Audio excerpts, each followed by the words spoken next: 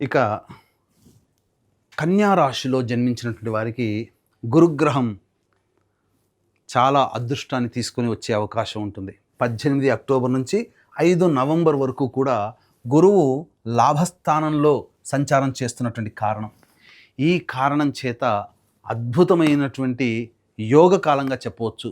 గురుగ్రహ మార్పు వల్ల లాభపడేటువంటి యొక్క రాశులలో మిథున రాశి సంపూర్ణమైన యోగము, అంతే విధంగా కన్యా రాశి కూడా సంపూర్ణమైనటువంటి యోగాన్ని పొందే అవకాశం ఈ యొక్క కన్యా రాశిలో జన్మించినటువంటి వారికి దక్కబోతుంది. అతిశయోక్తి కాదేమో, చాలా గొప్పగా చెప్తున్నారేమో అని అనుకోకండి. గ్రహాలన్నీ కూడా అనుకూలంగా ఉండబోతున్నాయి. లాభస్థానంలోకి గురువు, అలాగే 16 నవంబర్ నుంచి తృతీయ స్థానంలో రవి, 27 అక్టోబర్ నుంచి తృతీయ స్థానంలో కుజుడు, షష్టమ స్థానంలో రాహువు.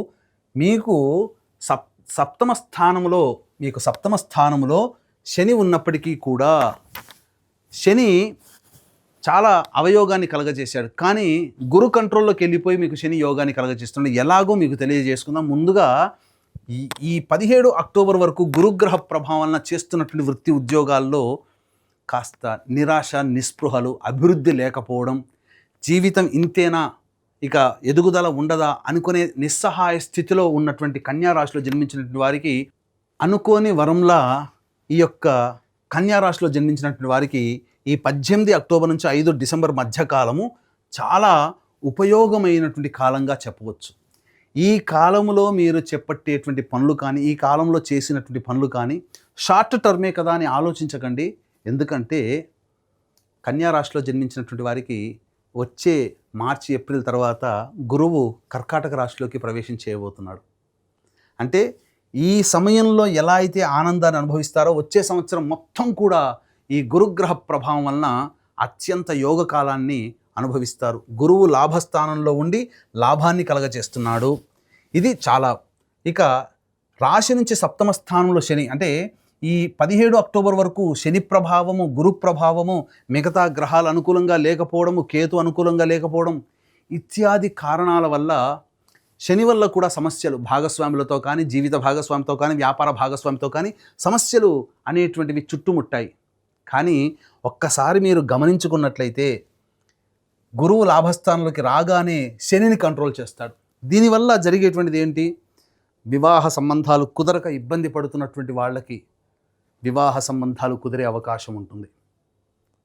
ఒక ఇంటి వాళ్ళు అవుతారు. జీవిత భాగస్వామితో పొరపచ్చాలు వచ్చి ఇబ్బందులు పడి విడివిడిగా ఉన్నటువంటి వాళ్ళు మళ్ళీ కలుసుకునే అవకాశం ఈ సమయంలో ప్రయత్నం చేయండి, ఖచ్చితంగా ఒకటవుతారు. కోల్పోయిన ప్రేమని తిరిగి పొందే అవకాశం ఉంటుంది ప్రేమికుల మధ్య. అలాగే ఎప్పుడో చిన్ననాటి స్నేహితుల్ని మళ్ళీ కలుసుకునే అవకాశం ఉంటుంది ఏదో ఒక సందర్భంలో.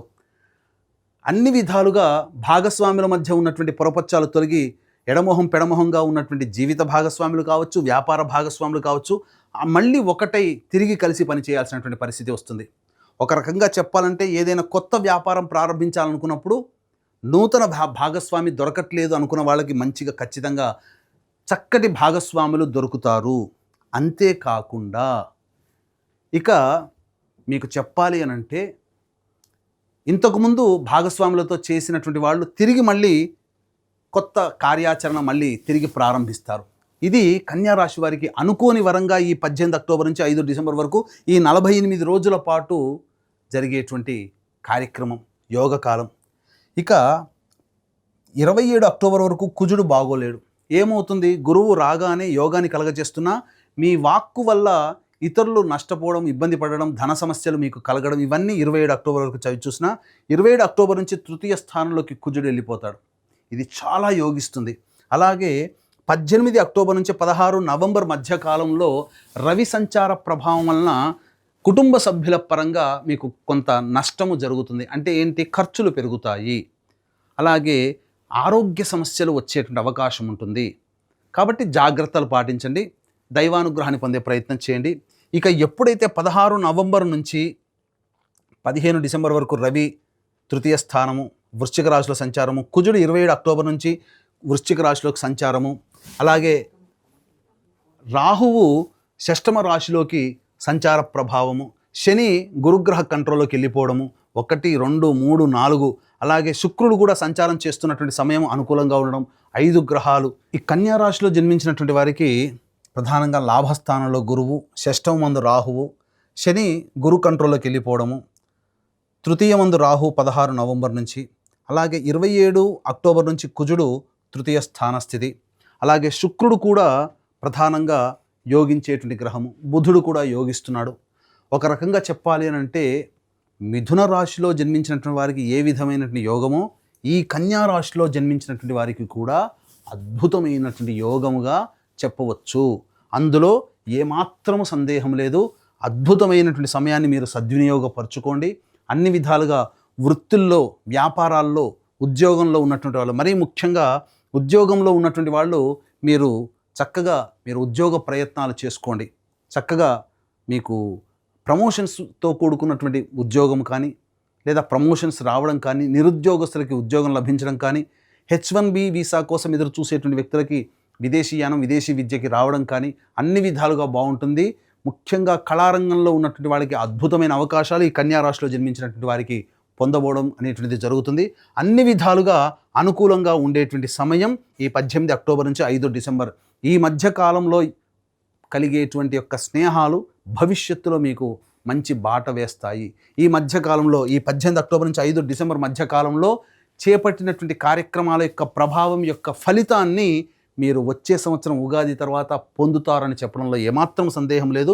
దైవానుగ్రహాన్ని మాత్రం ఖచ్చితంగా పొందే ప్రయత్నం చేయండి. ఎందుకనంటే దైవకారక గ్రహం అయినటువంటి గురువు అనుకూలంగా ఉన్నప్పటికీ 18 అక్టోబర్ నుంచి 16 నవంబర్ వరకు రవి అనుకూలంగా లేడు.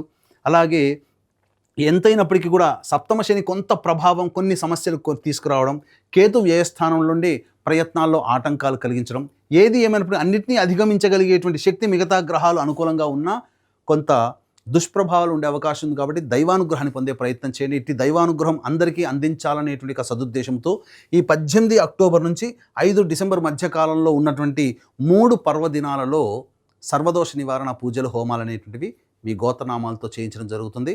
అవి 5 నవంబర్ కార్తీక పౌర్ణమి సుప్రసిద్ధ కాశీ క్షేత్రంలో, 20 నవంబర్ కార్తీక అమావాస్య శ్రీశైల క్షేత్రంలో, 4 డిసెంబర్ మార్గశిర పౌర్ణమి ప్రముఖ దత్తక్షేత్రంలో సర్వదోష నివారణ పూజలు, హోమాలు మీ గోత్రనామాదులతో జరిపించి శక్తిపాతం చేసినటువంటి మాలలు ఇవ్వడం జరుగుతుంది.